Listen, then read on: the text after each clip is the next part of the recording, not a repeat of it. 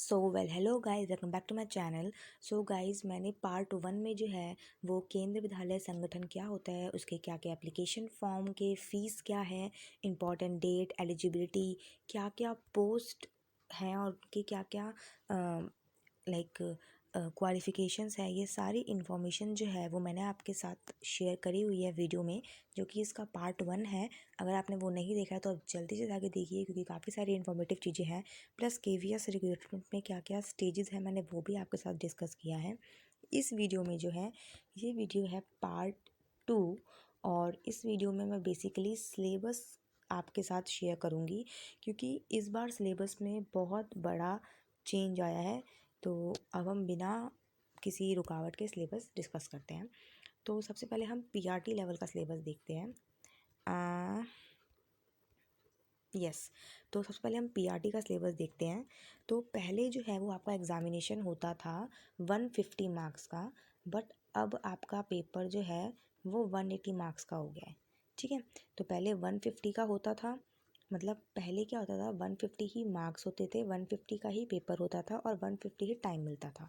अब क्या हो गया है, 180 ही आपको टाइम मिलेगा, मतलब 180 मिनट्स, डेट इज़ 3 आवर, और 180 ही जो है वो क्वेश्चन होंगे, और 180 ही जो है वो मार्क्स होंगे।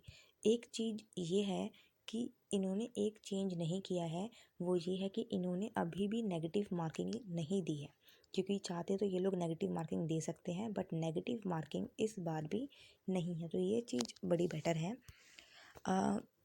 180 मार्क्स का ऑब्जेक्टिव टाइप ही होगा, सीबीटी होगा, 3 घंटे का होगा। इसमें क्या होंगे, 3 पार्ट बना दिए गए हैं, सॉरी 4 पार्ट बना दिए गए हैं। पहले पार्ट में जो है वो 10 नंबर की इंग्लिश और 10 नंबर का हिंदी डाला है। ठीक है, पार्ट सेकंड में जो है इन्होंने जीके डाला है 10 नंबर का, 5 नंबर का रीजनिंग और 5 नंबर का कंप्यूटर। कंप्यूटर में इतनी डरने की बात नहीं है, पहले कंप्यूटर 10 मार्क्स का था, बट अब इन्होंने 5 मार्क का कर दिया है। मैंने अपने ही चैनल पे भी कुछ दिन पहले ही इनका एक सिलेबस डिस्कस किया था, बट तब तक इन्होंने सिलेबस चेंज नहीं किया था। ऑल ऑफ सडन ये इन्फॉर्मेशन आई है कि सिलेबस चेंज हो गया है, तो इसलिए मैं दोबारा से न्यू सिलेबस की वीडियो बना रही हूँ। उसके बाद हमारा पार्ट 3 है, जिसके अंदर हमारी पेडागोजी है। तो पार्ट 3 क्या है, इसमें हमारी पेडागोजी आई है, मतलब 150 मार्क्स का पेपर पहले होता था, अब 180 का हो गया, तो जो मार्क्स इंक्रीज़ हुए हैं ना, वो यहीं पे जाके थोड़े थोड़े इंक्रीज़ हुए हैं।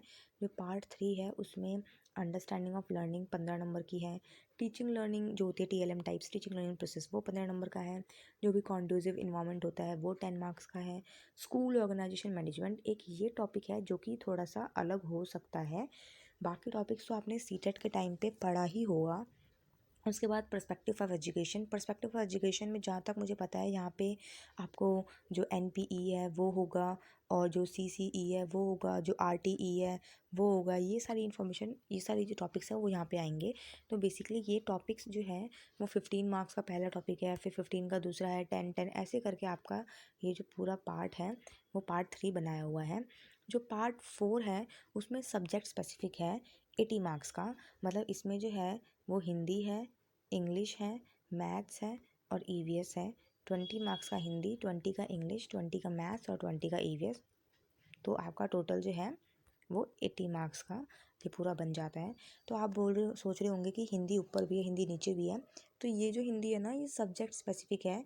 इस हिंदी में पेडागोजी मिक्स और ऐसा कुछ होगा, और मैथ्स और जो ईवीएस है ये सब है। इन्होंने बोला है कि मतलब पीआरटी में हम बेसिकली 5th क्लास तक पढ़ते हैं, तो आप 5th क्लास तक पढ़ना, उसके बाद डिफ़िकल्टी लेवल इंक्रीज़ कर सकते हैं। तो आप, अगर आपके पास टाइम है तो आप 8th क्लास तक भी जा सकते हैं।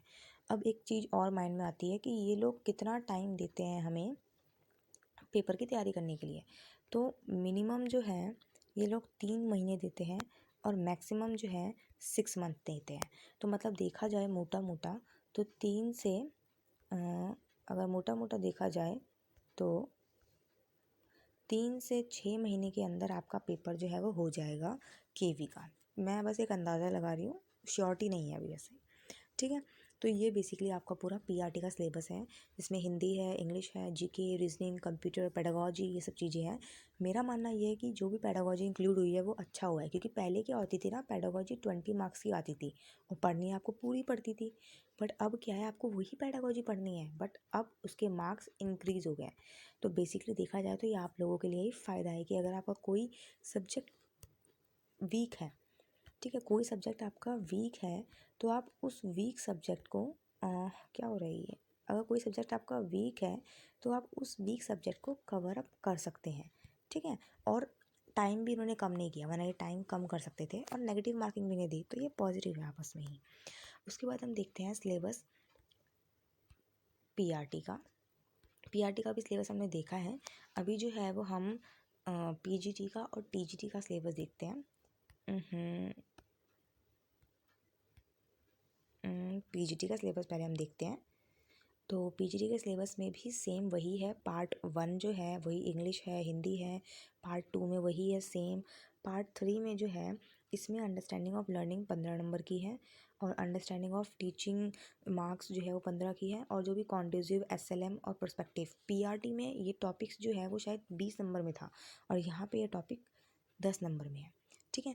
और जो आपका मार्क्स, जो आपके यहाँ से नंबर कटे हैं, जैसे पीआरटी में यहाँ पे डाल रखा था, इसमें यहाँ से नंबर कट होके यहाँ पे सब्जेक्ट स्पेसिफिक 100 नंबर का है, ठीक है। तो आप समझ रहे हो, मतलब जो इसमें पार्ट 1 है, मतलब इसमें पार्ट 1 +2 +3 जो है वो 80 मार्क्स का है, और पार्ट 4 अपने आप में ही 100 नंबर का है, तभी मिला के आपका 180 हो रहा है, ठीक है। अगर हम टीजीटी का देखते हैं तो पार्ट 1, 2, 3 इसमें भी सेम है, और जो पार्ट 4 है वो सब्जेक्ट स्पेसिफिक 100 नंबर का है, बाकी सेम ही है। तो बेसिकली मैं अगर आपको बताऊं तो पीआरटी लेवल में जो सब्जेक्ट स्पेसिफिक है वो 80 मार्क्स का है, और बाकी ऊपर का जो है वो 100 मार्क्स का है, ठीक है, जो पार्ट 1, 2 और 3 है। बट जो टीजीटी और जो पीजीटी है, उसमें जो आपका सब्जेक्ट है वो 100 नंबर का है, और जो पार्ट 1, 2, 3 है वो 80 मार्क्स के हैं, ठीक है।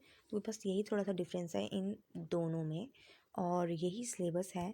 सिलेबस अगर मैं बताऊं तो इसमें बेसिक हिंदी भी है, इंग्लिश भी है, मैथ्स भी है, और जीके है, रीजनिंग है, कंप्यूटर है, पेडागोजी पोर्शन है।